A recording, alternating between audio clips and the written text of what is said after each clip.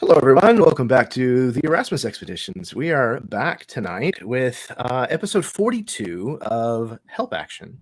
This is a series that we do here on the channel, usually once a month, where I bring someone from the RPG community on and we discuss a certain topic. We get to know the person a little bit better through interview. We might take a little bit of Q&A from the audience if anybody happens to be tuning in this evening. Yeah, it's a fun little show. I love doing this kind of stuff. I love talking about RPGs, and I love getting to know people from the community better. So this is the perfect kind of show for me. But tonight, we're going to be discussing dice, an integral part of any role-playing, almost any role-playing game. And I'm very excited to welcome my friend and guest on this evening. Katie, how are you, son of a bitch? I am fabulous, darling. How are you? I'm doing good. I'm doing good. Happy to see the week kind of marching on. Yes. So this series has been going on for, I don't know, maybe about 4 years or so now. And it it always amazes me the breadth of people and experiences that I'm able to encounter by doing something like this. And I'm really happy that you decided that you would come onto the show as a guest. So thank you. I'm super excited to be here. I was honored you asked. Absolutely. Yeah, it's been really nice to get to know you and to play with you over the last, I don't know, what, 6 months, Something give or like that. take, Yeah. Yeah. on Second month Jake's of the channel. summer. Yeah. Yeah, over on the Dawnbringers. It's been awesome. We've kind of run the same circles or similar circles for a while Mhm. because both of us have known V and Yep. several other people. So it was really nice to actually get to interact with you face to face. So I'm really looking forward to having this conversation because I know out of almost any of the gamers that I know that I'm in contact with, I know dice in particular is something that you feel very passionate about. A little bit. Yeah. A little bit. It's a Fantastic. minor obsession. I think for probably more than just you. You just Yes. happen to be a connoisseur. So yeah, this is a strange topic for a podcast sometimes because it's a silly little part of the game. Mhm. Um, but but that's one of the joys of the hobby, honestly. Just Yeah. like painting miniatures for some people and things like that. Dice collection is it's kind of its own hobby, a sub hobby, if you It will. is. It definitely is. Hmm. I'm sitting on I'm over 700 sets. At this point, I'm estimating I've got to be around like 750. That's incredible. Yeah, I Um, started in 2019, so there was from 2019 to 2020, I bought more than a set a day. Um, wow, yeah, that's yeah, that's awesome. Um, it's a lot. I love it. that actually is one of the questions that I was going to ask is how many sets that you have. Mhm. But out of all of those sets, do you have a favorite set? And if so, why? I do. I when I first started streaming, I was at Gamehole Con with Dustin and Devin from D4, and Dustin's now wife Ashley or Babs was there, and she was approached by someone when they were running a game in a room, and someone came up to her and they said, "Hey, I've got these dice that I got at an estate sale that I wanted to gift to Goblin Katie. Like my nickname is Goblin Katie." But they said, "I wanted to gift these to Goblin Katie." And she was like, "Oh, okay, I'll give them to her." And they said, "Just tell her they're from Chris on Twitter." And so she gave them to me, and they're official Metal Pathfinder dice set. And they are beautiful. I love these dice. They're a very bright silver, and they have like the aged dark tarnish in all the Mm, grooves, and they're absolutely beautiful. I those have sound no clue who it badass. was. Oh my Um, gosh. I don't know who this person was. And I asked repeatedly on Twitter. It was like, "Hey, if you're the one who gave these to me, thank you so much. I would like to properly thank you. Let me know who you are." And they never responded. But that's my Huh. favorite set because it was number one, it was a gift. And Yeah. number two, it was a gift when I was still so new in the community. And this person thought enough of me that when they found these, they got them for me. And I was just really touched by that. So That's even though amazing. I don't know who it is, they mean a lot to me. Yeah, certainly. And I imagine that the allure of not knowing might even add a little bit of There's a appeal, little mystique there. you Yeah. know? Yeah, Yeah, exactly. definitely. Everybody loves a good mystery that's not solved yet. Yeah. Oh, So that's mine is awesome. the mystery of the beautiful dice, which seems fitting. I like it. That's a really cool story. Yeah. I had a hard time thinking of a favorite set that I might own. I have a favorite set. It's one of the newer sets that I have, and I use them when I play Talmud, and when I play and run most games online. They kind Yeah. of look old, like they look like Yeah, they've they've been got like an around for a long aged look time. to them. Yeah. But they're really readable, and they have a good weight to them, even though they're resin. Yeah. So, but talking about the gift of that set of dice, it reminded me that after Harvey, whenever Hurricane Harvey rolled through here, and everybody around here was devastated, we got about 4 inches of water in our house and ended up having to do a full scale renovation and everything. It was a really tough time, and I was a part of the Absolute Tabletop community through most of that, and I documented what was going on, and I still was trying to be in the games that I said that I would play in and run games and things like that throughout the whole thing. So it was a whole ordeal. But afterwards, one of the members of that community secretly got together with a lot of other people and asked for them to donate dice, which was incredibly kind. I didn't lose any of my dice, thankfully. Yeah. But they ended up sending me, some of them sent me like their first gaming sets that they ever bought, with like personalized notes and things about it. Was really, really touching. And then the guy that orchestrated the whole thing came by my house because he lives local, and he gave me a gumball machine. Oh, I want to do one of those. That was so like bad. half full of like sets of dice that a bunch of people had ordered and donated specifically for that. And then my wife had a vinyl sticker made that says "May your dice roll high," and we have that on there. So this sits in my gaming room, and it's one of my absolute complete pieces of treasure that kind of is in my gaming room. I love that. I do have one of my favorite individual dice is Elon Michael Smith, who was in Weird Science. He played Wyatt. Had to double check. Elon rather gave me a D4 out of his collection, and it's one of the original That's awesome. D&D dice that you have to color the numbers in. He Oh, gave yeah. me the D4 from that. So that's my little. I had a huge crush on him when I was a teenager. So getting a die from him, I Yeah. was like, hell yeah. okay. That's really cool. Yeah. Yeah, those old dice, those are wild. One of the guys that I played D&D with for a long, long time had one of those D20s that was 1 through 10 on 1 through 10 twice. You're supposed to color in one side with one color and the other with the other. Yeah. That thing was sketch. Yeah, I'd love to get my hands on one just to have it in my collection. But yeah, what about weird dice? Are you into weird dice? I have some weird dice. I've got one that is I think it's 2020 D20, and it's got all these like catastrophic and memorable things that happened in 2020 on it. Oh, wow. And it's pretty. I'm looking at it right now and trying to resist the urge to go run and grab it. It's awesome. It's so weird. I've got let's see, to hand. Where is it? I've got the Death Save D20, which I keep on my desk from when we were doing remote play for D4. But it's got skull for the crit 1. Oh, nice. And then regular skulls on half of it. And then for the 20, it's got the D&D ampersand. That's beautiful. And then it's a gorgeous die. So, because it doesn't really matter what number you're rolling unless it's a crit. Right. As far as differentiating between good and bad. So that's really cool. That's one of my babies. Nice. I have a let's see if I can find it in here. I haven't found a good way to use it, but I have a horoscope D12.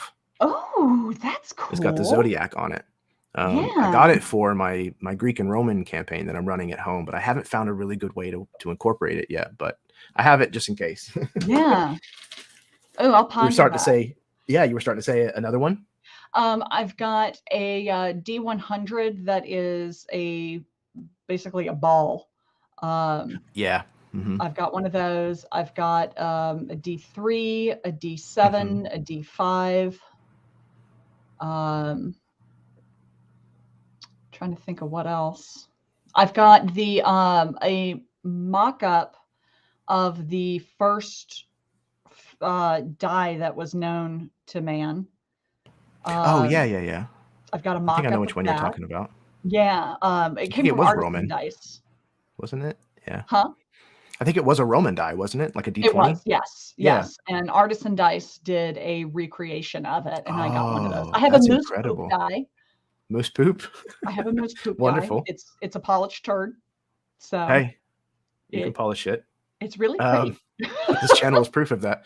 No, I have another D12 that is a hit location die. Nice. So like if you need to randomize where someone has been struck, it's a fun one to pull out sometimes. It'd be a good one if somebody does like we have on D4 we have threshold damage where if you do a certain amount of damage, you have an extra effect, and that would be kind of a neat one for what area is disabled by the attack. Yeah. Whenever I used to run 3rd edition, I had a buddy that had designed a critical hits chart. Yeah. Like if you rolled a critical hit, then you kept rolling and it would determine some kind of extra outcome. Nice. And it was really fun. It was a neat little chart to roll on. We used to use it a lot, but it definitely tends to slow down play sometimes. Yeah. And my home group at least is very much about getting to the next action and, wanting to, go through combat. So it's not something that we do much anymore. Yeah. That sounds cool though. We use a little chart. It's like a D6 and it'll do stuff like dislocate someone's shoulder or something like that. Right. So it's a lot of fun. That's fun. Yeah. Let's see. So one of the questions that I like to try to get out of the gate pretty early is when and how did you get into this hobby, like role-playing games? When did you start? I started when I was in high school, which was back in the mid 90s. And I started playing tabletop in the late 80s. And I started getting really into it in the early and mid 90s. But my first experience with it was my boyfriend at the time.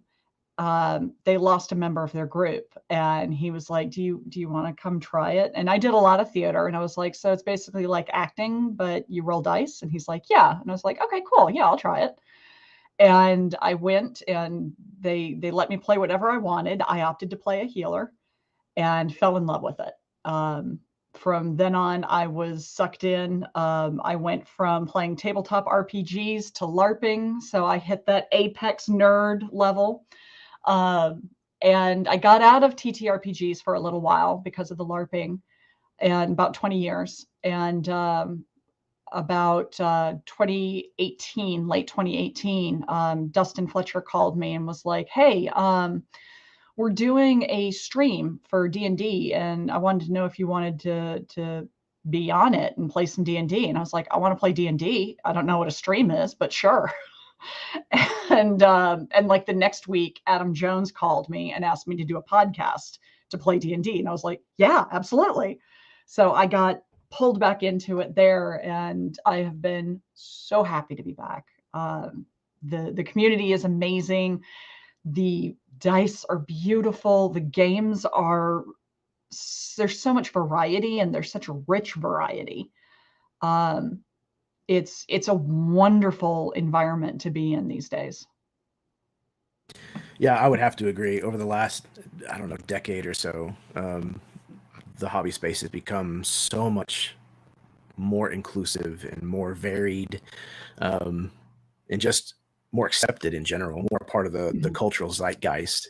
And nerddom and fantasy and things like that have become a lot more acceptable socially, which is really amazing to see. And I think that certainly has helped. I think also like the board game renaissance that kind of happened whenever it like started in Europe and then has drifted here. I think that helped a ton too.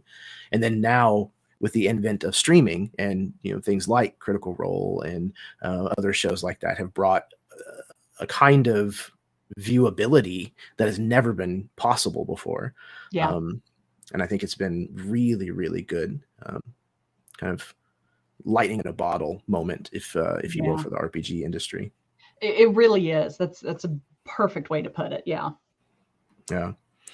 Well, that's one of the stories that I love hearing from people, because everybody has their own way that they found the path into the hobby. Some people have only been doing this for a couple of years and are extremely, you know, prolific in it. You know, they've made a name for themselves in a very brief period of time, and that's really amazing to see. And there's other people who don't want any part of, you know, playing online or having a public image or anything like that, but they play multiple times every week and have been for the past 40 years and everything in between. And it's awesome that there's so many kinds of different people and so many stories about how and why you got involved in this and why you stuck around. I always laugh because my story is that it's almost tropey. My boyfriend got me into it and I played a healer. I mean, but it's the honest truth of how it happened, and I loved it. I started playing when I was 14, and I started getting really into it when I got in theater in college. And I'm a middle-aged white guy with facial hair and glasses. So, I mean, I understand what you're talking about, being falling into a trope. Like, I totally get it. But yeah, I don't know. I've just always liked it. And I was also a theater person. So that is part of it for me. I've also always loved, you know, puzzles and trying to figure things out, and storytelling is a huge part of my personality. So being able to run games in worlds that I've designed and set and stories that I'm trying to weave together is definitely the thing that has kept me around as long as it has. There's a lot of freedom in it, and there's a lot of there's room for everybody, and it's becoming more well known that in the community that we want everybody at the table, because having different perspectives makes it so much richer. So I agree. It's very different. It's a thing that's always bothered me, that there's so many people in this hobby that will talk about how important it is to have party balance, how you don't want everybody to play a human rogue, you know, but when they start looking at the composition of their table or their social circles, they can't apply the same logic that you want a bunch of different strengths and weaknesses and cultural influences and life experiences all at the same time. Because anytime that you do that, it's going to make, like you said, for a much richer experience for everybody. All right. So let's get to one of these other talking points. So obviously, dice are used in many role-playing games to generate random outcome, with the varying percentages being based on the number of sides it has and all that kind of stuff. But apart from quantifying possibilities and probabilities needed to play so many of these games, why dice? Like, why, in your opinion, do so many gamers obsessively collect these little funny shapes? Because they are functional art. Dice have come a long way since the beginning. And when the original D&D dice, you had like this flat color and you had to use a crayon to color in the numbers. Those were great back in the day, but these days there is so much style and variety, and especially when you get into the handcrafted dice.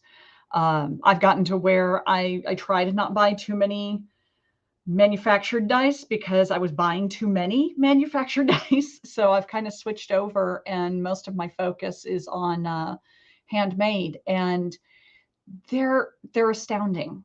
The things that these folks can do with a little dodecahedron is just mind blowing. I've got sets that I pulled together to make a garden theme, where I've got floral dice and bee dice and hummingbird dice, and I can contact someone and say, hey, I've got this wild idea for a set of dice, and they turn my thought into art, and it's incredible to see.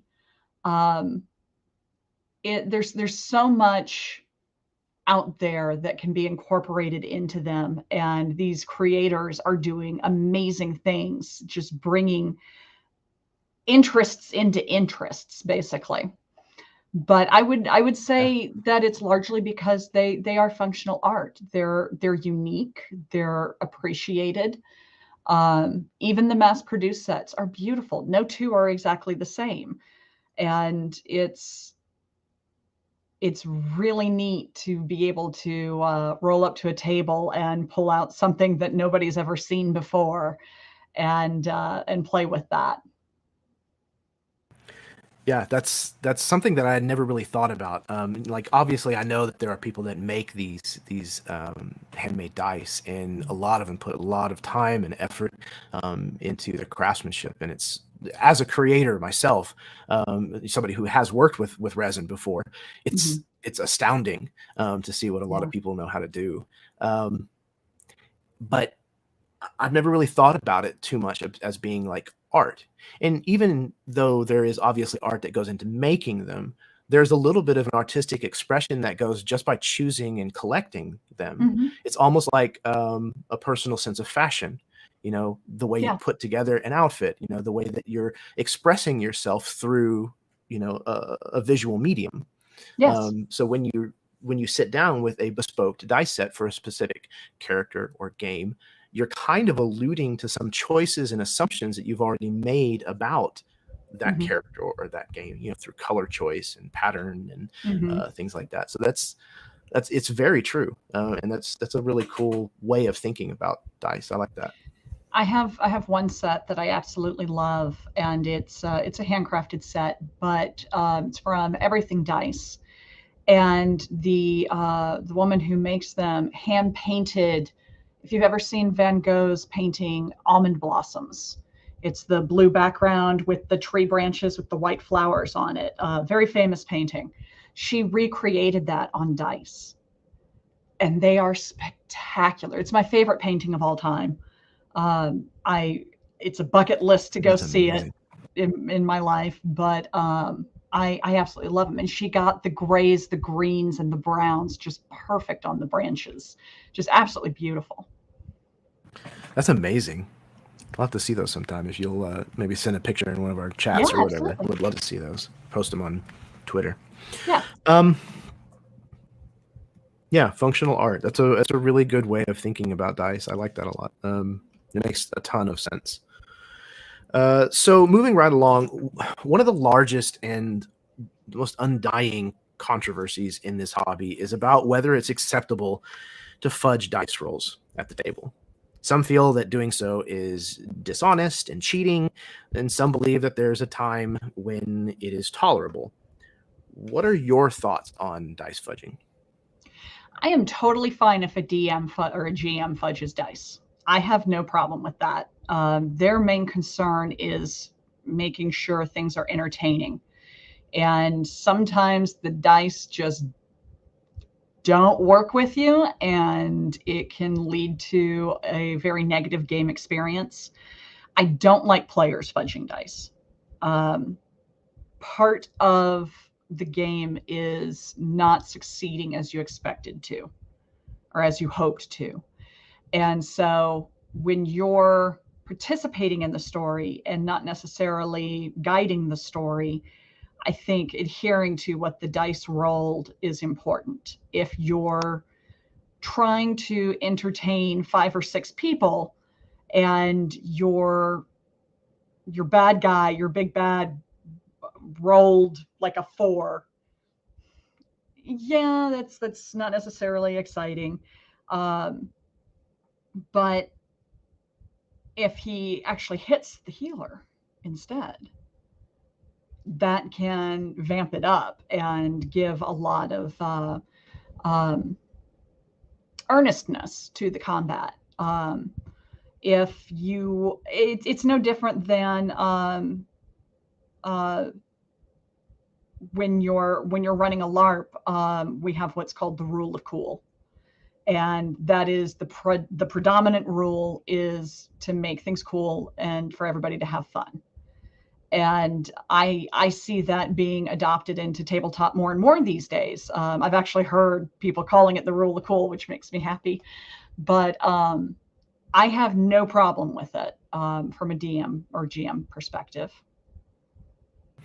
Yeah, I'm in complete agreement. I use the rule of cool term all the time, as a matter of fact. One of my good friends from the channel A Fistful of Dice, Matt Click, put it the best way that I've ever heard it put. And it's fun trumps story, and story trumps rules. Mm-hmm. And that's the kind of order of hierarchy that, yeah, if you're, the way that I like to run games, at least, that's the way that I like to put my priorities. If a rule dictates a certain thing, then great if that fits. But if the story needs a different call, then that's what I'm going to go with. Mm-hmm. And mm-hmm. if my story is causing an issue with somebody else's fun or their experience, then that's going to get sacrificed so that can be met first. That's my job as a dungeon master, as far as I'm concerned. Yeah. But I have to agree with your take on this. Like, personally, I do think that it is okay for a GM to do it occasionally. Don't do it not all the a time. constant thing. Right. Exactly. But I think, especially if it's going to, like you said, if it's going to better serve the story or the scene that you're in, and the addendum that I'm going to put on there is you should never, ever do it as payback or punishment for players making smart choices or for having lucky die rolls. Yeah, definitely not. Oh, but that's fine. Yeah. Mine's passed out in front of a space heater, so. So I think there are times when it's necessary, like you said, for the beat, that you're in, the particular kind of scene.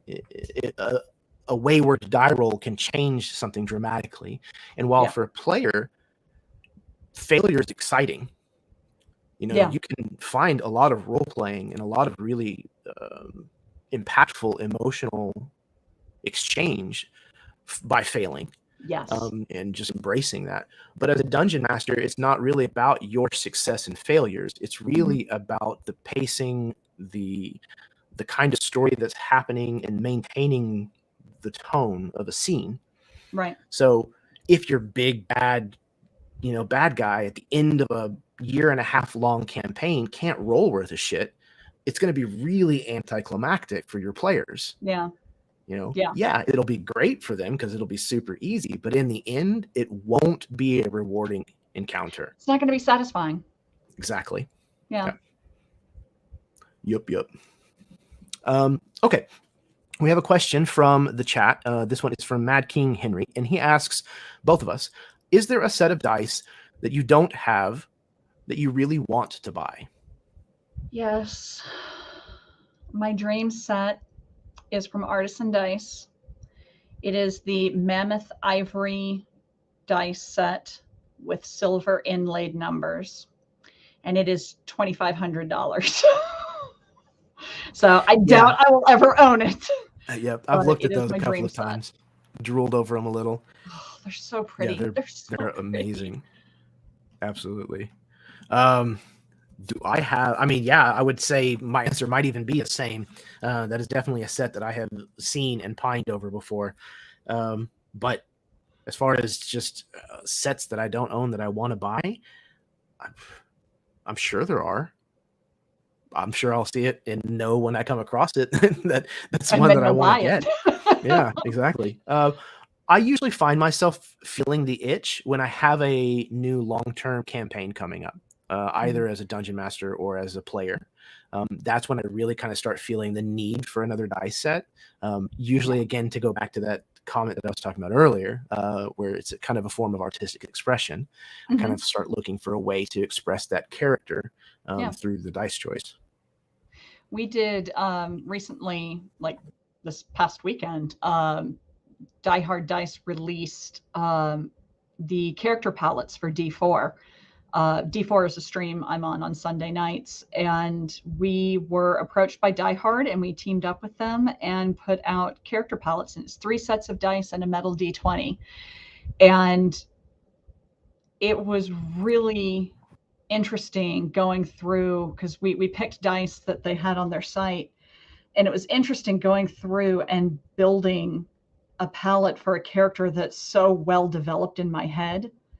Because I don't generally do these dice are for this character thing. So to actually go through and pick them was really kind of interesting. It was a different approach for me. I've been a long time fan of like color theory and like, you know, what different colors represent and things like that. You know, as a painter, it's something that I kind of picked up on early on, that I like to incorporate into painting miniatures and things like that. So it's a part of just my thought process when I'm thinking of a character. And usually too, I'm also a huge proponent of fantasy art. I look through a ton of fantasy art, and I usually will find and save an image that kind of represents a character to me. I don't usually have enough expendable income to be able to commission an artist to draw bespoke images, though I wish I did. But it helps for me to, as an actor, to be able to look at a face and kind of get a sense for their personality and the way they talk, things of that nature. But I also pick out a lot of details about characters from the clothing that they're wearing and the things that may be on their belt or in their hands and the way that they're kind of standing, their posture, that informs a lot about the character for me. So the dice is another kind of step in that process for me. No, that makes total sense. I mean, people put together mood boards and come up with palettes for their characters. So, I mean, it makes total sense that you would do that with dice too. Yeah, I never really thought about it that way, but it is kind of a similar thought process. Okay, we have another preloaded question. This one is from Nathan Joe Flannery. How do you lift a dice curse? So I have this method, and it is the Goblin Dice Blessing. And what happens is it has worked virtually, but I ask the person to hold their dice up, or just I need to see the dice basically, and then I say hoocha hoocha hoocha lobster, and usually after that the dice are in a better mood and they roll better. As far as my own dice, I am currently constructing, I used to use a dice jail, and then I got involved with a couple organizations and started kind of rethinking my approach on how I treat my dice. I recognize they're not sentient, but I like to pretend they are. I like to, I'm now building, it's like a little book nook, like people will put between books on a shelf. It's a little nook, and it's got a white settee and a little white chair. And it's this little room for them to sit in and relax and think about, what's going on with them and how they can move past it to improve their rolling. So I've built a care space for my dice. Yeah, it's a dice reflection spa. Exactly. I like that. A little meditation, yoga, perhaps. Yeah. There's a rug. That's incredible. I like the thought of like, encouragement, mental break, as opposed to jail. Yes. Hey, it's proven to be better for us. Why not dice as well, right? Yeah, exactly. That's awesome. And it actually, there's a related question from Jordan in the chat. Dice can shine and also flop. How do you handle dice recoup when they roll low? Dice jail, holy water, naughty bin, etc. How many rolls do you allow before that happens? I usually will go with 5 bad rolls before I switch a die out. I always play with 3 sets. at the same time, because that'll give me enough to swap out and to roll different types of damage and stuff. 3 seems to be a good, because most of the time you're going to roll 3 or 4d whatever for damage. So,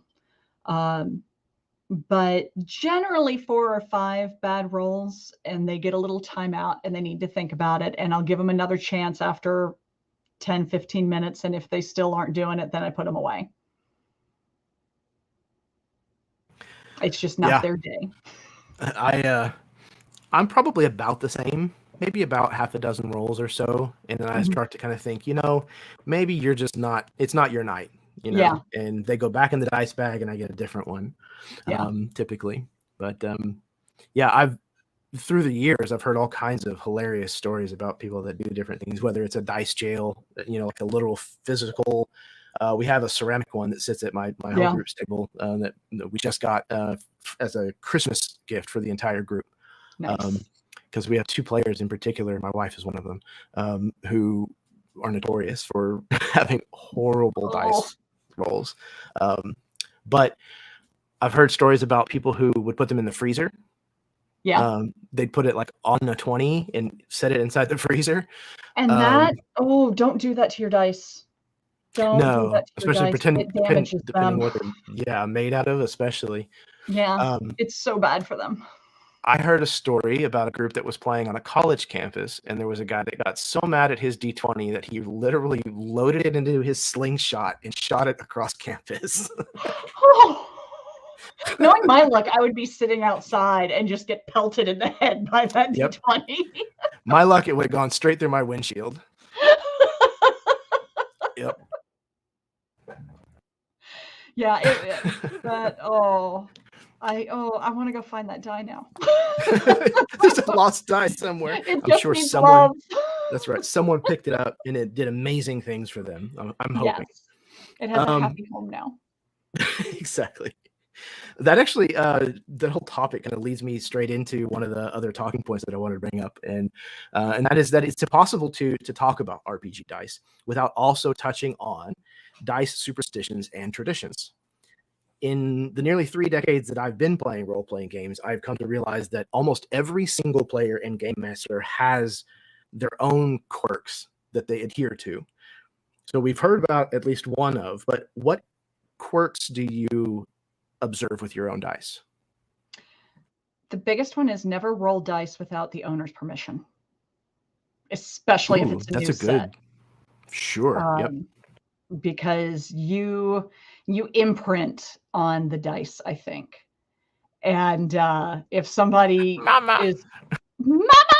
if somebody's messing with your dice and they're getting your Wuju all messed up, that's a thing. You don't roll dice without asking the person. Sure. Yeah, I'm with that one. Yeah. Let's see, metal dice, wood dice, ceramic dice, and stone dice should be kept in vaults. Like when I say vault, I mean something like this. They should always be kept like this because they will damage each other. So you should always keep them safe in their own little vaults. You gotta keep them separated. You do, because I don't like the vaults that are like just a big hole, because then they're still knocking against each other and they can chip, they can like scratch and all sorts of stuff. You just don't do it. Give them happy little homes. And then I also believe that it's good to loan your dice out, which I know kind of contradicts what I said about not rolling other people, but you're giving permission. And so that gives your dice a little more variety with what they're kind of coming into and absorbing from the person playing with them.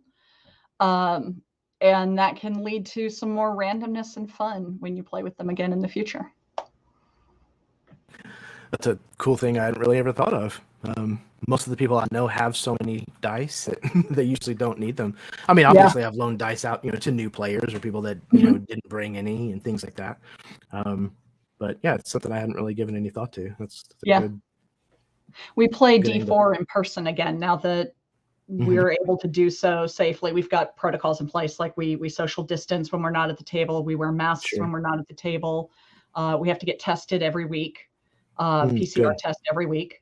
So we're very careful about it, but we're back in person. And I always bring extra dice. I bring like 2 craft trays full of dice in case somebody forgot theirs. And I'm like, oh, here, pick out whatever you like.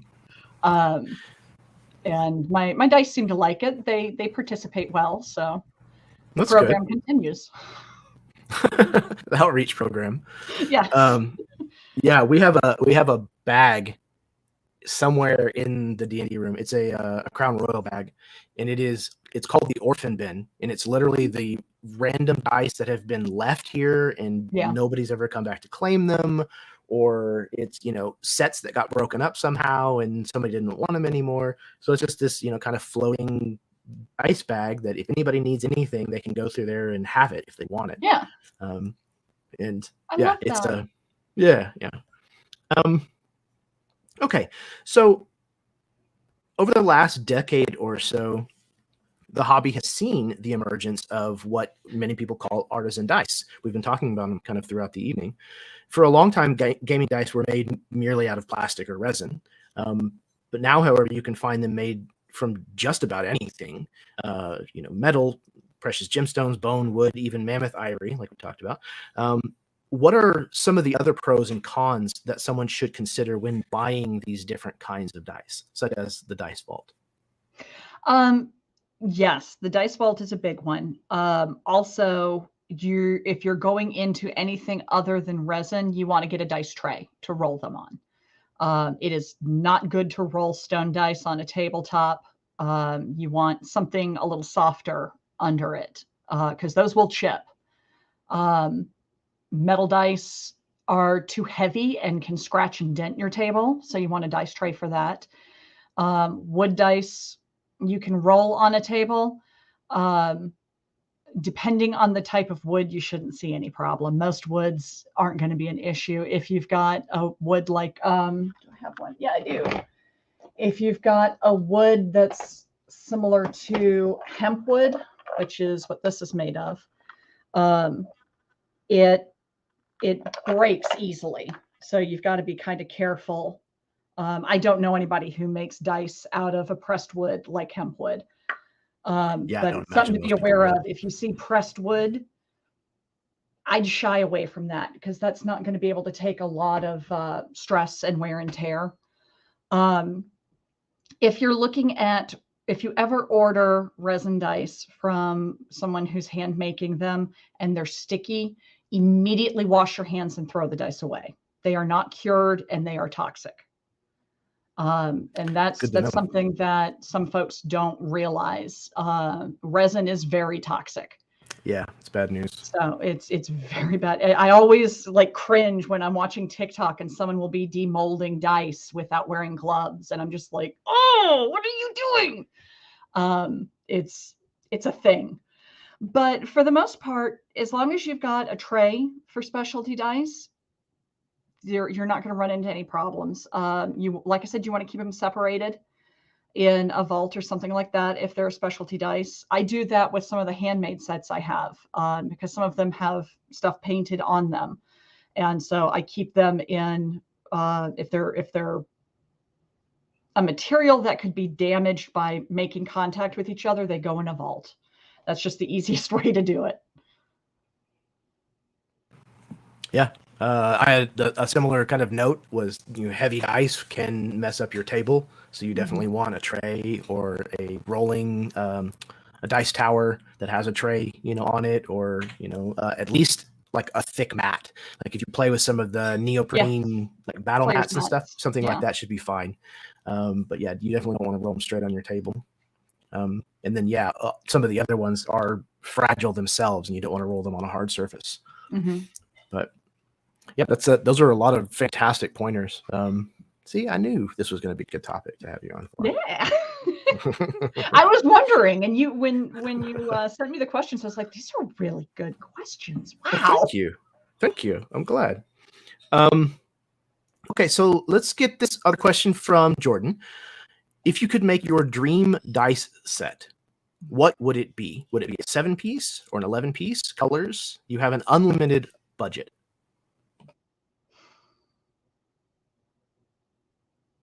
It would be a 7-piece. And that's a really good question.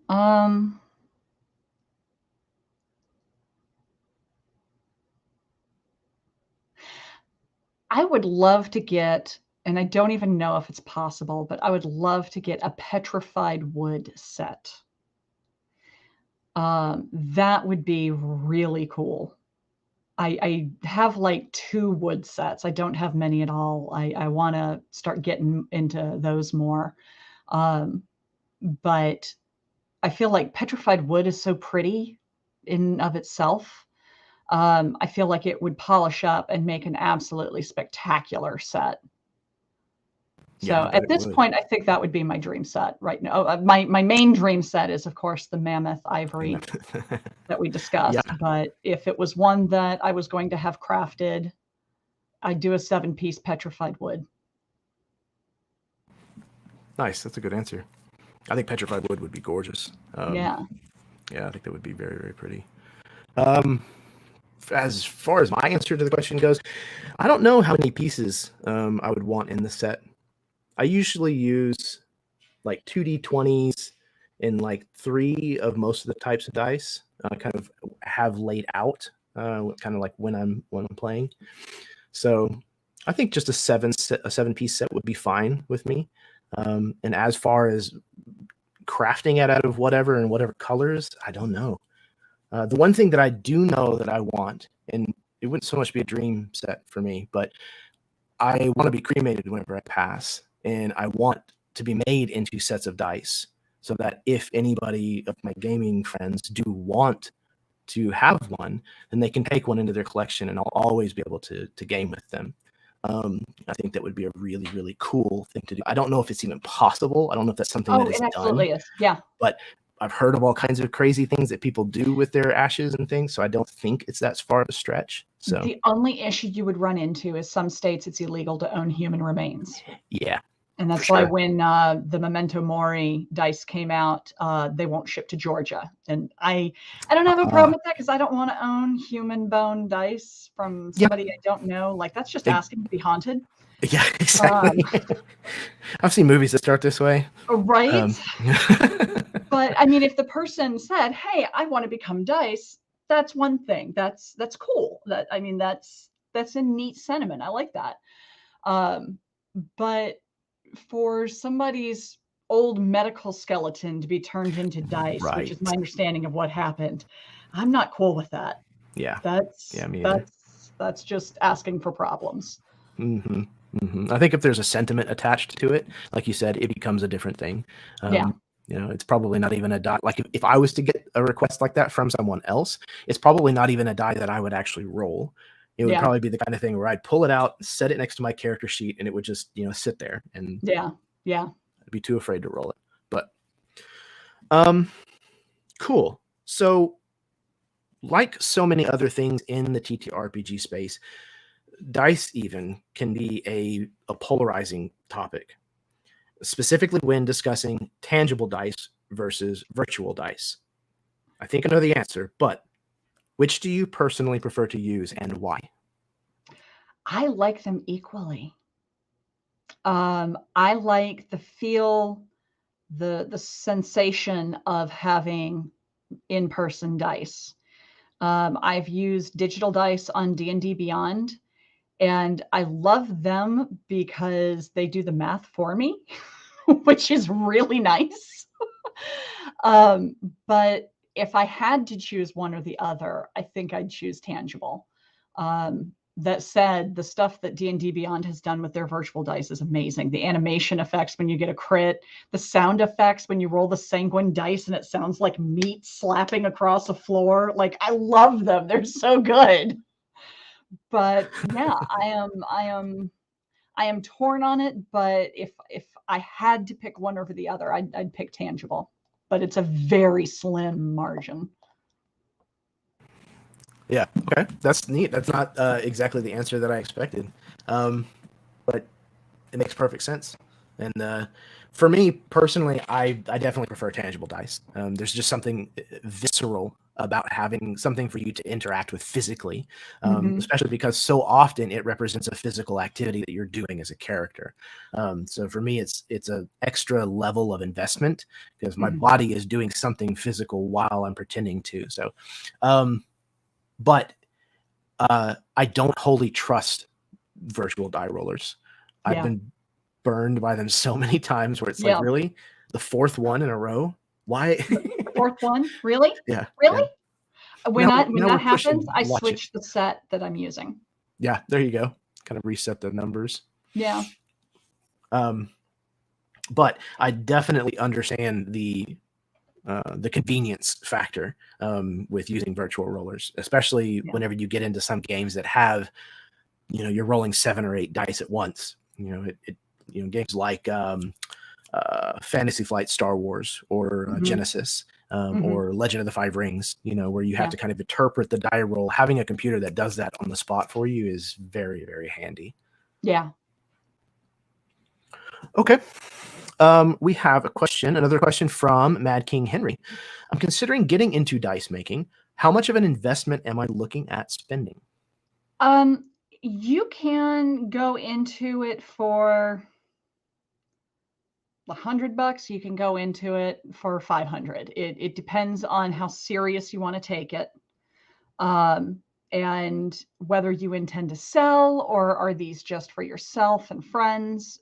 If you're selling them, you need to get a pressure pot, period, end of story. Pressure pots will get bubbles out of the center of the dice, which are they affect balance and they look bad. Um, they will make your dice look much smoother and more professional once you've gotten them all polished up. You don't have to have them to make dice. I have a couple sets that I can tell were made by somebody without a pressure pot. Um, they're still beautiful, but they've got a lot of flaws to them. So had I known they weren't using a pressure pot, I wouldn't have bought them. But I still love them. They're still babies.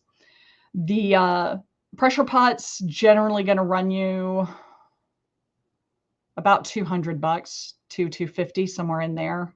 Um, the resin is fairly, well, you can buy it in bulk and it's fairly inexpensive. If you're buying to do small batches, you're going to pay a lot more. Um, Inclusions you can get cheap from all over the place, so there's not a lot there. And the sandpaper you use, depending on where you get it and how you're getting it, can either be really expensive or very affordable. If you're going on Amazon and buying, just a couple sheets at a time, it's going to cost you a bit.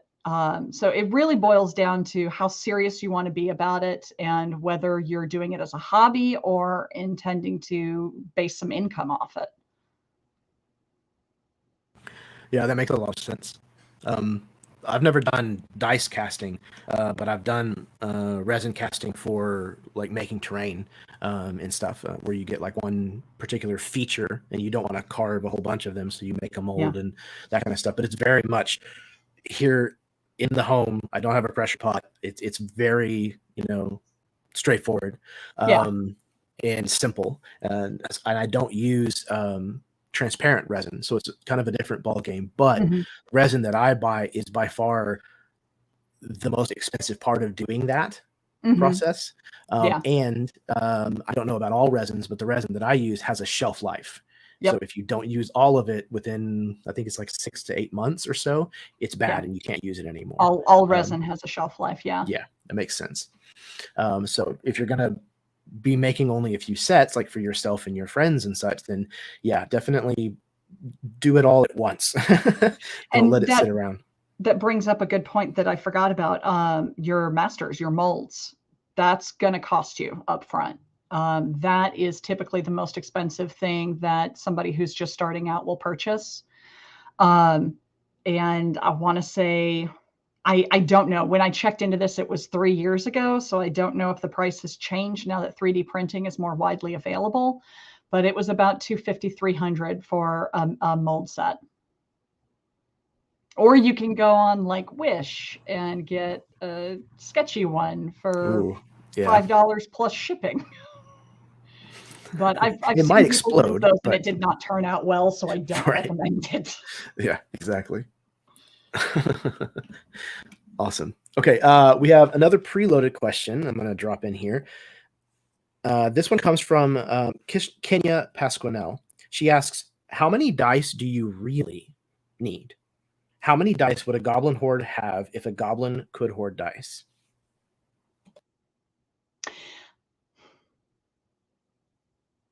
A goblin would hoard just as many dice as a goblin could hoard if a goblin did hoard dice. Beautifully done.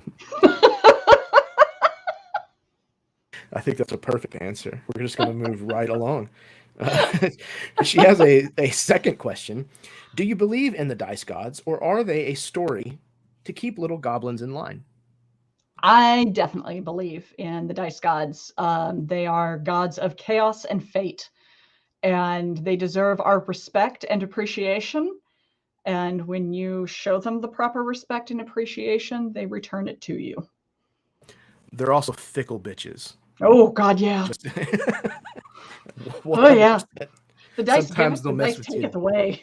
Yeah, just because you were too high and mighty and you deserved it. Yeah. You earned it. Yep. Really? You're having a great night? Watch this. You were. Hold my beer. Hold my beer.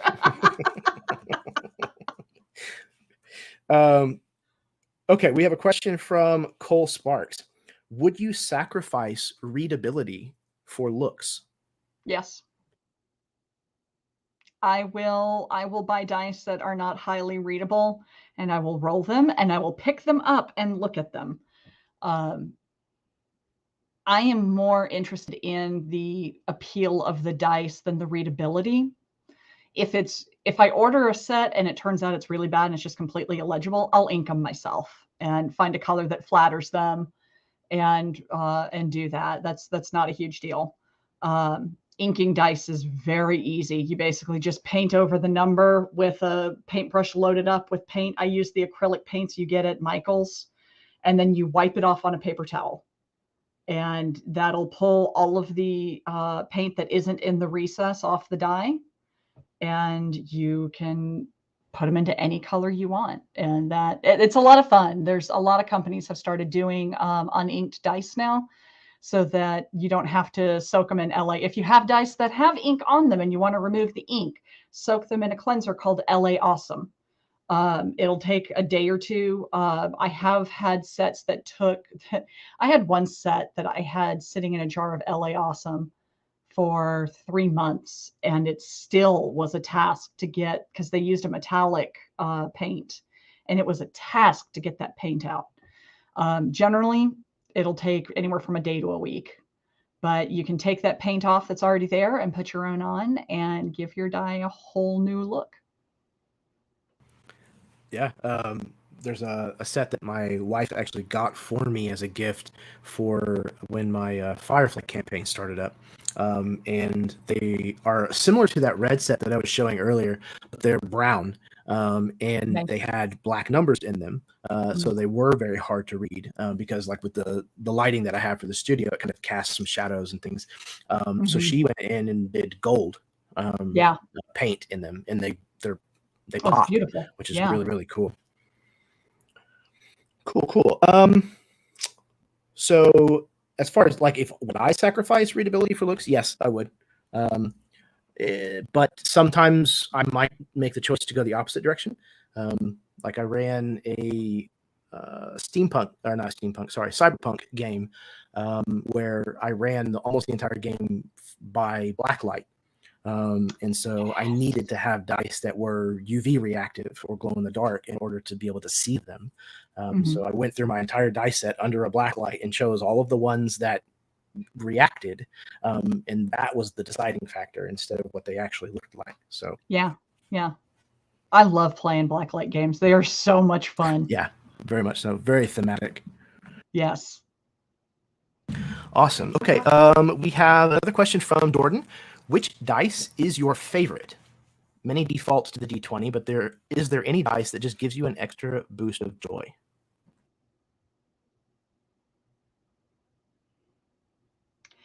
I think for me, the percentile dice, because you don't get to roll it that often. And there's just something about having the double numbers on it that knowing you're rolling those higher numbers that, I don't know, makes me a little giddy. And there's nothing like doing a commune and rolling under 5%. When you see that double zero come up and you're just like, that I really like that sensation. Yep. Or when you roll the magic number and yes, the whole when table you roll reacts. The magic number. Yep. Or what is it? I can't remember what it is, but the one that's a potted plant on the wild magic table. Yes, I know like that's an option, but I don't remember. Yeah, I don't remember like 38 or something. Which number it is. But yeah. Yeah. I like the percentile. Percentile, yeah. I think there's a soft spot in my heart for the D12 because it gets so unused, for so much of the game. So I kind of like that. But having 2D20 in your hand is, to me, the best feeling. There's just something very aesthetically pleasing about how rounded the D20 is, and how much of a heft and the kind of sound that the two make when they're clacking together when you're shaking it in your hand. Yeah. I think 2D20 would have to be my answer. That's legit. That's fair. The clicky clack sound is a big one. 100%. It actually brings me straight into the question that my wife asked. Jamie says, how do you store all those clickety-clackety shiny math rocks? She's got to go get show and tell props. Hold up. Well, I showed you the vault. My resin dice I keep in craft containers. Like you get at Michael's or any of the craft stores. And I can't find this size anymore. The people who made this size with these dimensions, I guess, went out of business or they stopped making them. No one carries them anymore. And I've got like 70 sets of dice that I need to store and no place to store them. So if anybody happens to know, I'll post the dimensions, and if you ever happen to see it, let me know so I can buy out their stock. Yeah, right. Maybe somebody in a different country, even. Yeah, that or dice vaults. I've got a wide variety of dice vaults. If they come in tins, I'll keep them in the tin until I can get a vault for them. Because generally, if it's in a tin, it's going to be a metal set or some sort of higher quality material set that needs a little extra love. That makes good sense. Okay, so the final question that I have is, knowing when to call for a roll as a game master can sometimes be a tough choice, because with every roll of the dice, failure must be a possible outcome. With certain kinds of games, the rules will clearly define the moments that require a die roll. But there should always be times when even the game master doesn't want to leave that outcome up to fate or chance. In this kind of a situation, how do you handle that type of choice? For me personally, if I'm DMing and there's something that I think would be really cool for the players that they would really enjoy, and I roll for it and it doesn't do what I want, that's a case where I will fudge a die roll. But if it's something that, just because the rule book says you have to roll doesn't mean you necessarily have to roll. It is up to the DM to make that call. And if somebody does something that's just mind-blowingly cool and you want it to work, let it work. There's nothing wrong with that. The only time it becomes a problem is if you use it to screw your PCs over. Don't bring negative consequences on your PCs without a roll, but let cool things happen if they're warranted without a roll. Absolutely. And I would add to that to make certain that you are doing that with a fair hand. Yes. Don't play favorites with certain players, Mhm. because that kind of shit gets picked up on really fast and is going to put a sour taste in everybody's mouth at the Oh table. yeah, Yeah. absolutely.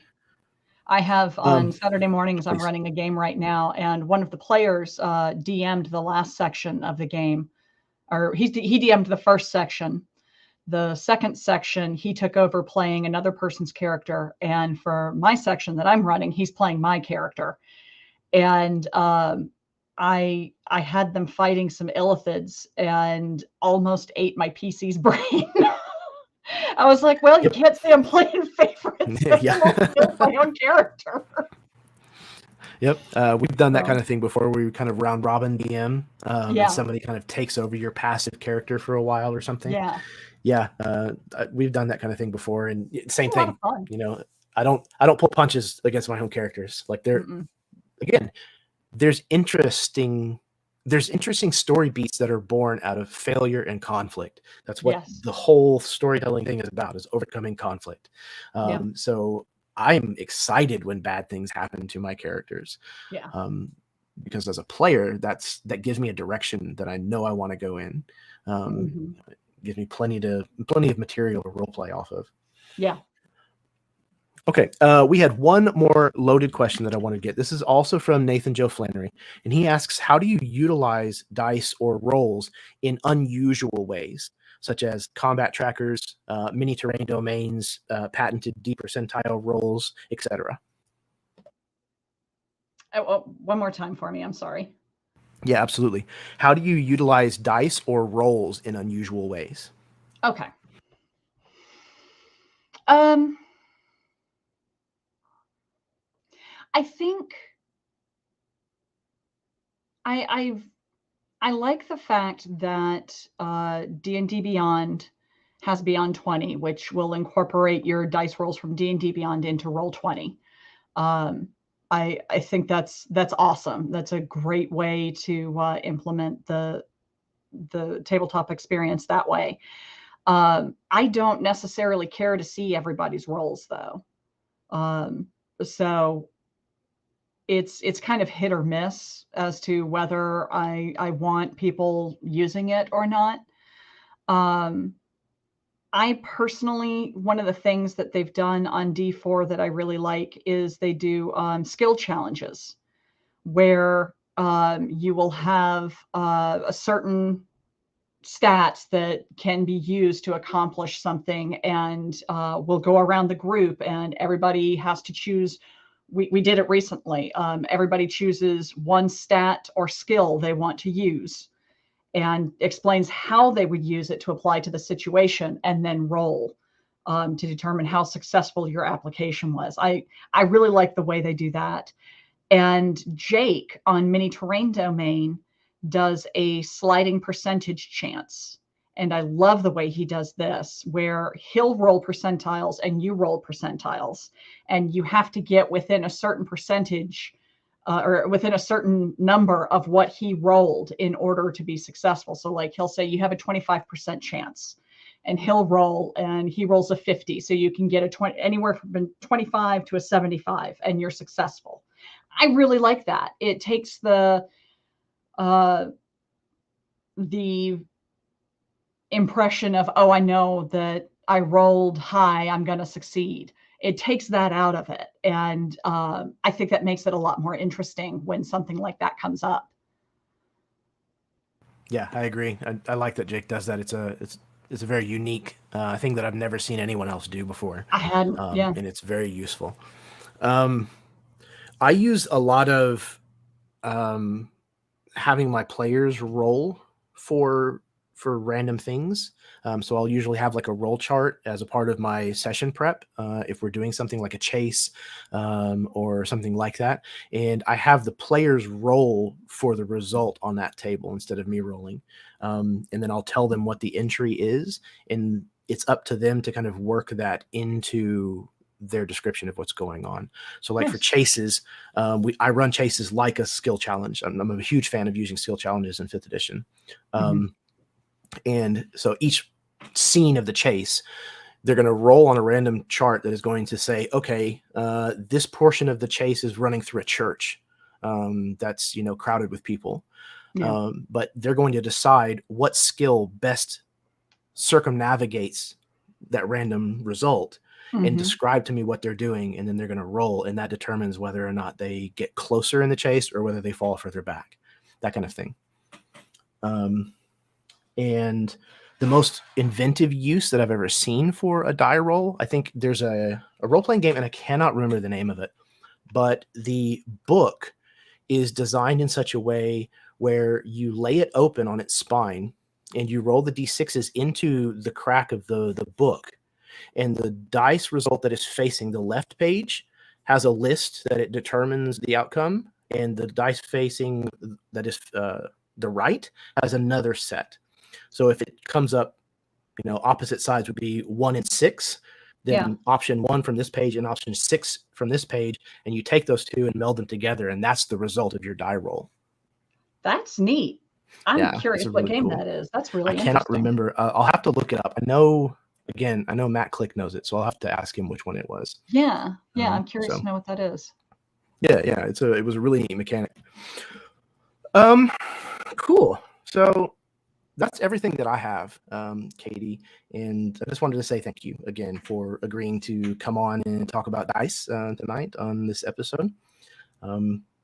It's been awesome to just get to chat with you. Obviously, I get to game with you every week, but just getting to sit down and actually talk is wholly different. So why don't you tell everybody where they can find you on the internet, anything that you might want to plug, and we'll call it an evening. Okay. You can find me on all the socials at Goblin Katie, GOBLANKATIE. And I'm most active on Twitter. I'm occasionally on my Facebook page, but not as often as I should be. You can also find me on Instagram, TikTok, all the fun stuff. Every Sunday morning at 11 a.m., I play New World, the computer game, with the wonderful D&D Jordan Lee, who has been in chat this evening. And we call it Brunchapalooza. There are sometimes mimosas or boozy coffee involved, and it is a wonderful, good time. On Sunday evenings at 7 p.m. Eastern Standard Time on twitch.tv. Oh, and that's on my channel on Twitch, twitch.tv/GoblinKatie or twitch.tv/D&D Jordan Lee. We dual stream it. Sunday evenings at 7 p.m. Eastern Standard Time, you can find me on twitch.tv/D4RPG as I play D4. I play a Aasimar Paladin of Ogma, Seisha Valispard. She is a hot mess. She's going through a lot right now. Bless her. And it's a really fun game. It's a D&D canon lore based campaign with homebrew elements, and we are it's kind of Lovecraftian lately. There's a lot going on with the Far Realms, and it's a good time.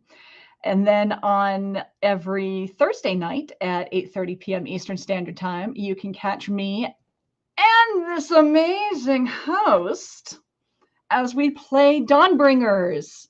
That is on twitch.tv/mini terrain domain. Like I said, 8:30 p.m. Eastern Standard Time on mini terrain domain. So that is my regular schedule. There's some other stuff that's going to be coming up, but I'm not at liberty to discuss yet. Juicy. You heard it here first, folks. Although you didn't really hear anything about it, which is fine. That's what well, I can tell you about one thing. Oh, okay. Starting in April, I'm doing a show about dice where I will have a guest come on and tell me about their dice collection and show me their sets, and we will discuss dice. So Well, if you hell. I know. So, and I'm signing you up. I think I already Hell have you on the yes. list, actually. I'm pretty sure I've got you on the list. Oh, I'm But flattered. Thank you. yeah, I'm looking forward to that. That's going to be a lot of fun. So keep an eye out on my Twitter and Facebook, and I will announce more details once they've been solidified. That's awesome. That sounds absolutely And that's incredible. you heard it first. So It's an exclusive, everybody. yes. Yeah, this was a lot of fun. Like I said, I love having these kinds of conversations, and it doesn't matter the topic. If it's RPG related, I like to talk about it. And it's always so fascinating that there's so many different viewpoints on all of these things. And I love hearing people's individual voices about why they feel a particular way about this thing in the hobby, why they're so passionate about it. And one of the points of Help Action is to showcase that it doesn't really matter what your background is, like coming into the hobby, that you have a skill set that you can translate into running games and playing games. You can find things in anything about life that you can kind of borrow from to make your role-playing experience better. And I encourage you to do so. Find out what the thing is that you're really passionate about, and use what you can from your knowledge base, your skill set, and that passion, and put that into your role-playing games. Because the most important thing about being a good player or being a good dungeon master is being comfortable. If you're comfortable and you communicate, then you're going to have a fantastic experience. So I recommend.